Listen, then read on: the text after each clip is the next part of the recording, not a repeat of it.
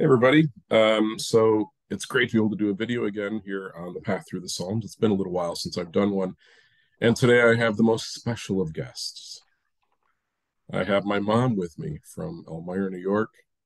It's really great to have her with us, and we're going to be looking at Psalm 102. So when I asked Mom, Della to some of you, or Della to some of you, when I asked her a little while ago, "Hey, do you want to join me for a psalm?" She's like, "Yeah, sure."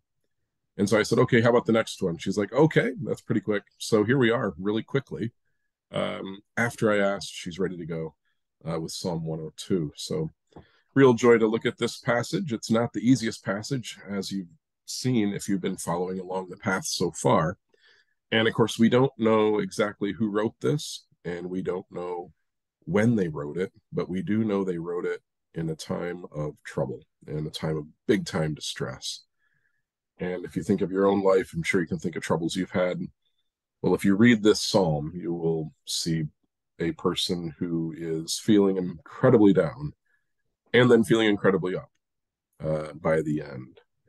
So, just to give a little preview before we get into the meat of it, um, as happens with laments, the psalmist is going to say, first and foremost, hear my prayer, Lord.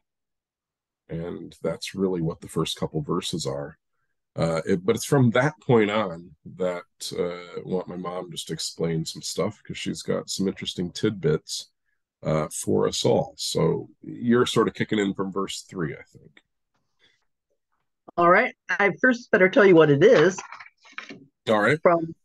Oh, you want to go up? Go ahead and tell them. You can tell them. No, go for it. Okay, verses 3 through 11 is a chiasm.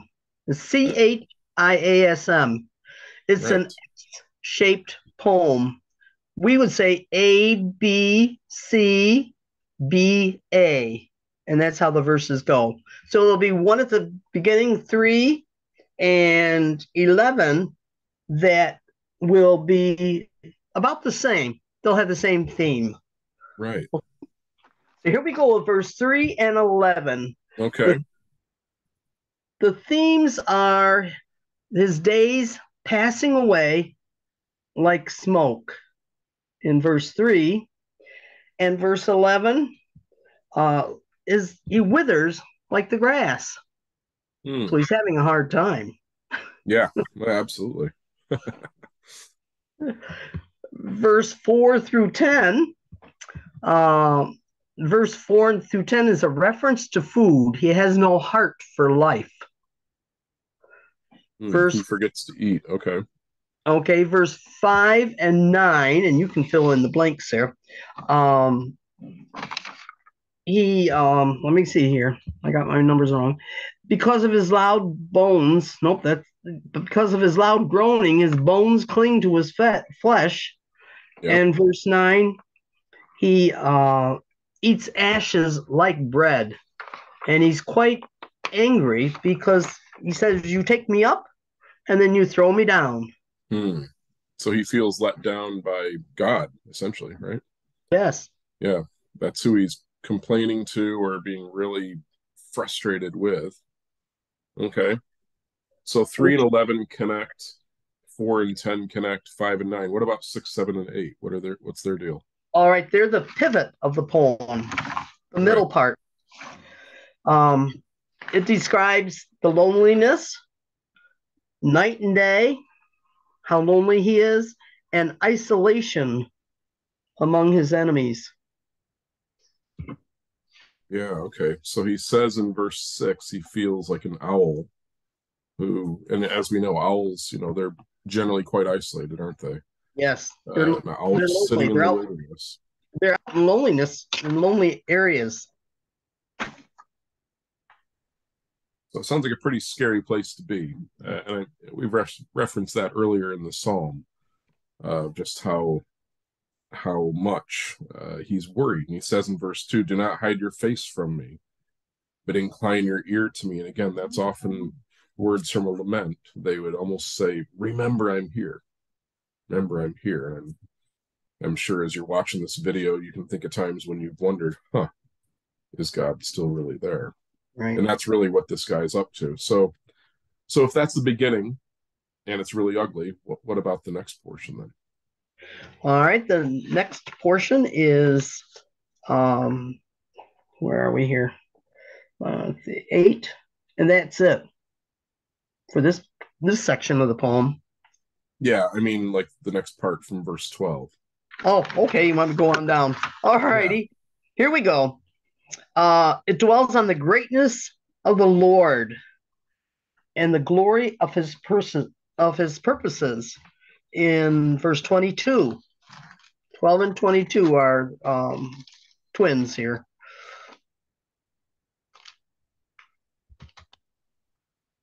Okay. 13 and 21 focuses on Zion, the city. And in verse 21, I have to put my Bible here, that he will be praised in the city of Zion, Hmm. coming praise to him, which I think we probably can see it now with the New Jerusalem, how all creatures will be there. Hmm. Yeah, so he's foretelling there. Okay. Yes. Verse 14 and 20, a theme of pity. Servants pity Zion's ruined state. Yet in verse 20, the Lord's pity embraces the earth's needy. Hmm. So he hears the pity and responds. Yes. Hmm. Thank the Lord for that. Yeah, exactly. 15, 15 through 19. Theme of the Lord is the earth. Um, and 19, the Lord looks down at earth. Hmm. 16 and 18 affirms that the Lord will build Zion. He personally is present in glory, and he will create a people for his praise in verse 18. 17, I skipped that one, but we came back to it now, is the pivot of that little poem. And that tells us that God always answers prayer. It might not be yes, it might not be no, it might be wait, Right. but he always answers prayer, and he puts all glory to honored prayer. So a good portion of this second part of the psalm is matching verses almost one by one, Yes, with 17 in the middle. Interestingly, in the Bible I'm using right now, um, all the ones on the first part of that chiasm are on one page, and then I have to flip over to see yes, the match. It just happened to be that's the way it fell. And if you have your Bible and you're following along with this, you find yourself going back and forth, back and forth, back and forth, which it'd be really easy to miss that. But that's a really clever way of writing. It's a way that well, quite a few psalms actually have that in the, and yes, also Hebrew writing would use that format in its poetry. And as we know, these songs are exactly that. There's poetry. It's correct. very interesting. Um, was there anything else that you wanted to raise as you read through Psalm 102, Mom, Well, on your there, there's some little interesting. handy sheet of notes you've got in front of you there? This isn't all just from your head, right? Oh, heaven's sakes, no. And you're not the first person to find this chiasm situation before either. I knew there was a chiasm at the beginning, Ah, but I never knew there was a second chiasm in that oh, poem. okay. So I was very Well happy to spotted. find it. Verse 23, the psalmist sees his life is coming to an end. Mm, 24, what does he do? He resorted to prayer. Take me not away. Now, at the beginning, he said, let my cry come to you. You do not hide your face from me.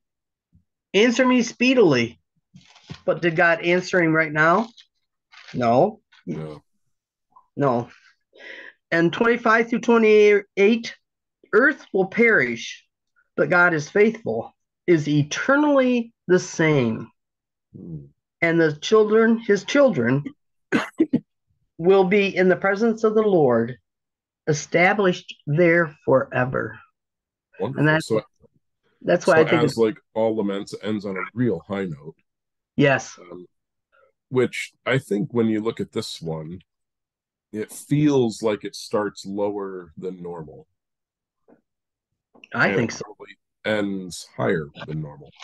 The swing of emotion of whoever this guy is, it's really quite something. Yes. That's sort of my takeaway on it. Yes. Yes. Yeah. Almost hating God to loving him. Yeah. Well, I mean, just being about as down as one can be. And as I wrote earlier in the path, we don't know when this was written, whether it was during exile or whether it was after or whether it was foreshadowing it. But whatever it is, it's bad. Yes. It's just bad, bad, bad. My mind goes to situations right now in the world, like Ukraine and Somalia and Yemen and just other lands where it probably feels like you're in a position where God has hidden his face from them. Um, we have so much to be thankful for, especially after you read a psalm like this. You realize, wow, I'm not in that same kind of pitiful place, even if life is rough at times, and it is sometimes. Yeah. Well, any last thoughts about Psalm 102 before Well, we I've enjoyed this. stop our recording? Yeah. I've enjoyed it. It's been fun. That's good. That's good. I think looking at And the I've Bible should be fun. you can get down, but pray and God will help. He always answers prayer. That's good stuff. All right. Well, I think we're going to stop the recording there for now, Mom. And I think the Zoom worked the whole time. So Oh, that's a good. possibility. Yeah. Good. Awesome. Was it okay?